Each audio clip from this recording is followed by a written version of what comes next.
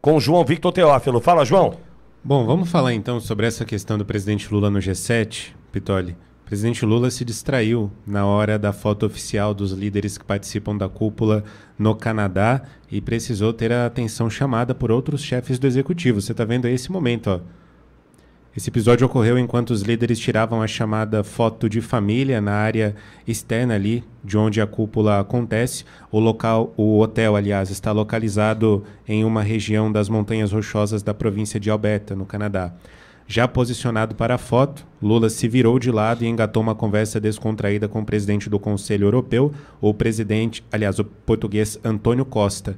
A primeira-ministra da Itália, Giorgia Meloni, que você vê aí na imagem, estava no meio dos dois. Ao perceberem a situação, outros líderes chamaram a atenção de Lula e pediram, sorrindo, que o petista olhasse para a câmera, para poder tirar a foto. Entre eles, o presidente da França, Emmanuel Macron, e o primeiro-ministro do Mark Carney. Tá aí a imagem. A gente está muito mal representado. Tem uma demência senil instalada, né? Pois não, João? Pingo. Eu não estou conseguindo ouvir o João. Pois não, João? Momento, agora sim. Esse aí é o momento onde o presidente Lula empurra Zelensky, ó. Olha lá, ele dá um leve empurrão em Zelensky, aí Zelensky começa a caminhar. Ainda bem que não deu uma piteira, né? Não passou o pé, né? Só deu um empurrão. Brincadeira. Olha, a gente tem alguém que nitidamente tem uma demência senil instalada, alguém que... Eu estou aqui, ontem sutilmente fiz um comentário, mas se você pegar o Lula no palco em Contagem, Minas Gerais, falando sobre Cleitinho, Nicolas e Rodrigo Pacheco, aquele Lula ali tem uma alteração, não sei se é etílico ou não sei se é álcool ou não, o problema, ele sabe o que ele está fazendo, mas nitidamente, quem conhece padrão vocal, por mais que a voz deles não esteja boa, o Lula da coletiva, que fala sobre os novos programas do governo, Vale Gás, não sei o que tal, é o Lula sem aditivo.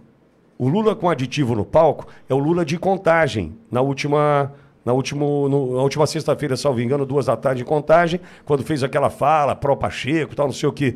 Aquele Lula ali tem um aditivo. Nitidamente, a fala é alterada, a voz é alterada, os textos acabam perdendo uma conexão com a realidade, né? Ou seja, mente, provoca, ataca, é um outro Lula, né? Agora, a gente está representado dessa forma, por alguém que ontem, quando chegou ao evento, né, com a voz prejudicada também, disse que estava ali para participar da festa dos ricos. Ou seja, quer lacrar. Ele ataca o encontro, mas está no encontro, Olavo. Totalmente desastroso. Lula não pertencia àquele grupo, foi convidado, enfim, e como convidado disse que o grupo não era bom. Sugeriu a extinção do G7, dizendo que o G20 tem mais representatividade. Para um convidado, faz uma crítica ao próprio anfitrião. Pode ficar pior? Claro que pode. Lula condena o ato defensivo de Israel contra o Irã, mas o G7 diz que Israel tem o direito de se defender. Dissociado. Lula dissociado, comentei da deseducação, ao interromper ali o representante do Canadá na mesa, gritando, falando alto.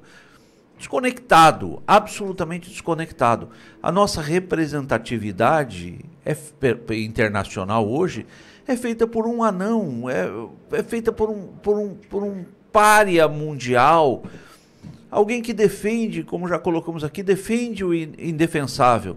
Estamos mal representados. E, Silvio, as consequências disso, né, dessa atuação de Lula mundo afora, a gente não conhece ainda. De fato, eu concordo quando o Olavo fala, né, dessa dissociação, enfim, a colocação do Olavo, mas eu ainda não conheço, nós não sabemos ainda quais são as consequências disso tudo, Silvio.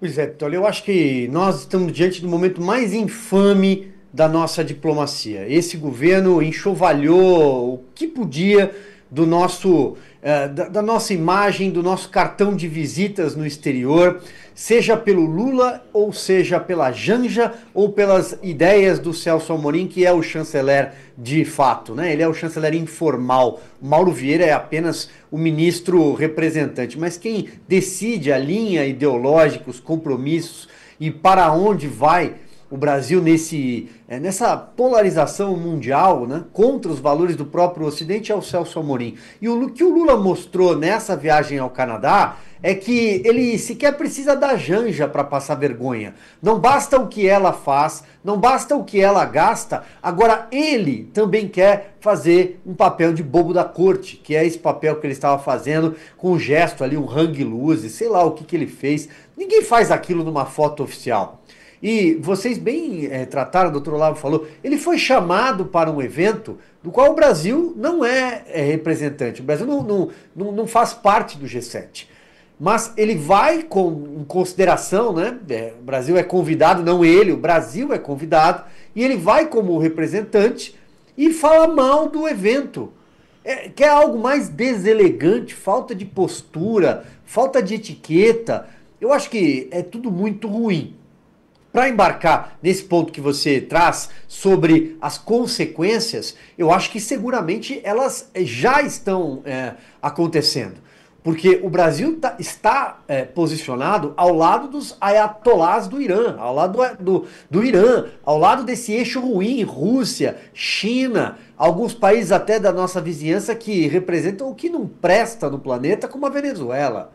E o mundo está assistindo a tudo isso.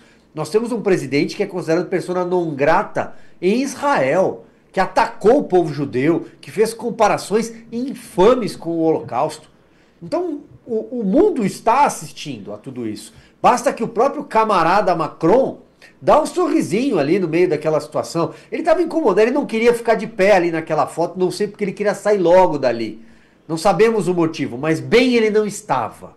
Ele não tem compostura de estadista, como algumas emissoras, principalmente a emissora oficial desse regime, desse consórcio de poder que é a Rede Globo fala. Não é um estadista. Ele é sim um pária mundial, porque quem era atacado era o presidente Jair Bolsonaro, mas comparem, basta comparar os dois.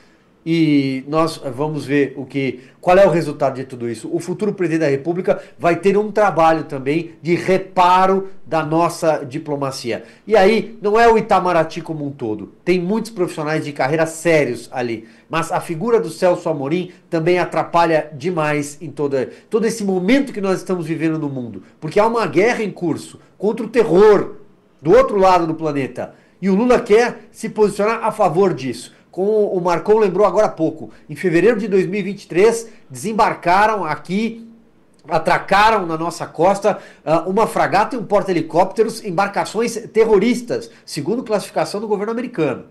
E sabe-se lá o que embarcou e o que desembarcou, ou quem e o que, não sabemos. Mas o recado foi dado para o planeta. Fala, Olavo. Só um complemento, aquele mal-estar de Lula e Zelensky não era à toa. Não era à toa. Zelensky pediu uma reunião com Lula e essa reunião não aconteceu. Então aquele mal-estar... E qual era o objetivo? Lula foi para a Rússia. Zelensky queria que Lula visitasse também a Ucrânia. Mas, com a falta de coragem ou de traquejo diplomático, ele prefere não se reunir com Zelensky. Mais um tropeço.